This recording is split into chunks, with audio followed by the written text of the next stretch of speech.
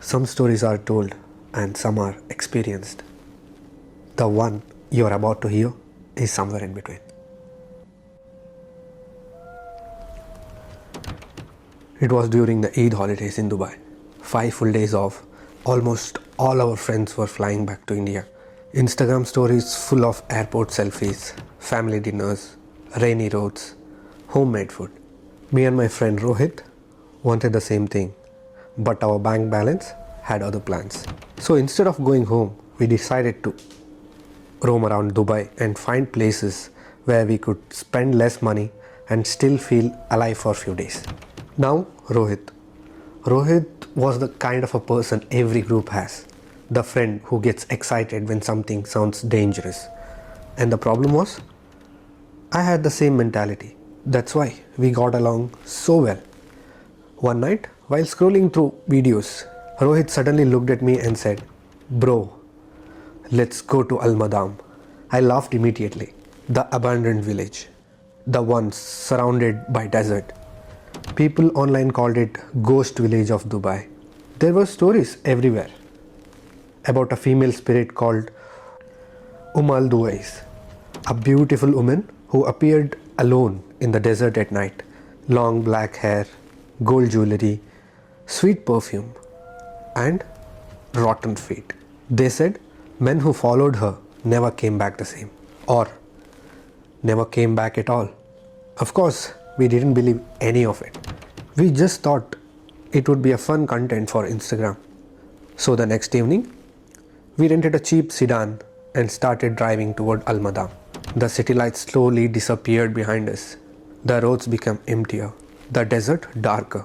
By the time we reached the abandoned village, the wind had become strong enough to erase our footprints within a second. The place felt wrong immediately. Not haunted, just forgotten. Half-buried houses, broken doors, sand covering entire rooms, and silence. That deep desert silence that makes you hear your own heartbeat. Rohit was still joking around, recording videos, laughing. Then he found something. A woman's sandal, half buried in the sand. New, not old, not damaged, fresh. That's when the wind stopped. Completely.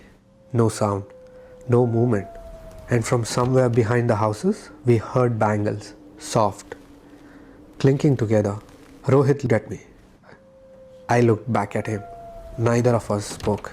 Then suddenly, a smell filled the air. Strong perfume, sweet, almost beautiful. But underneath it, something rotten, like dead meat left under the sun.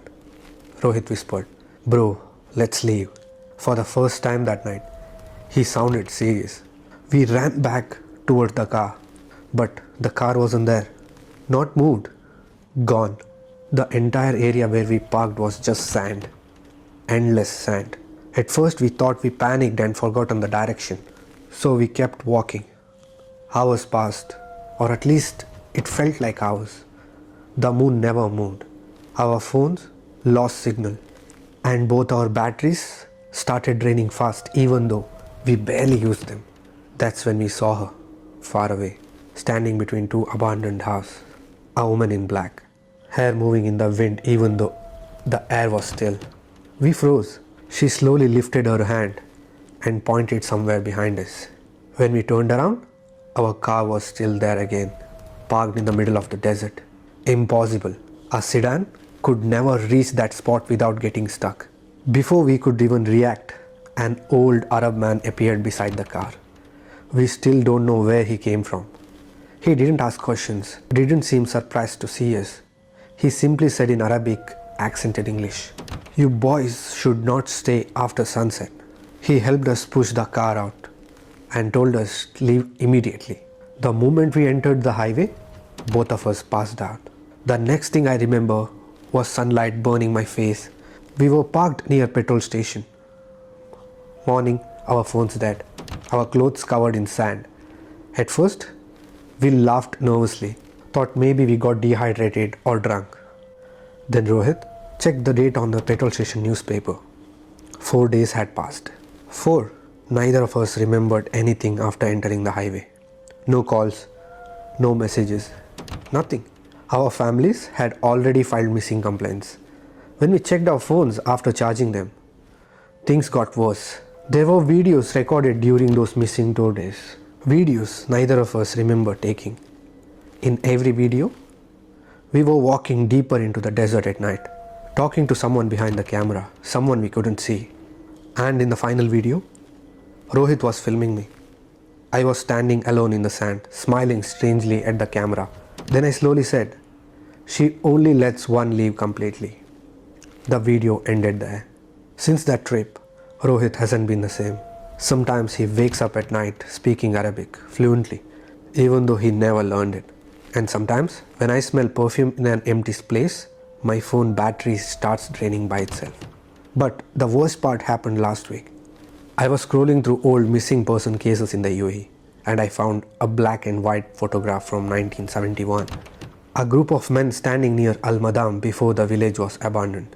One of them was old Arab man who helped us. Exactly the same face, same clothes, same eyes. The article said he disappeared 50 years ago.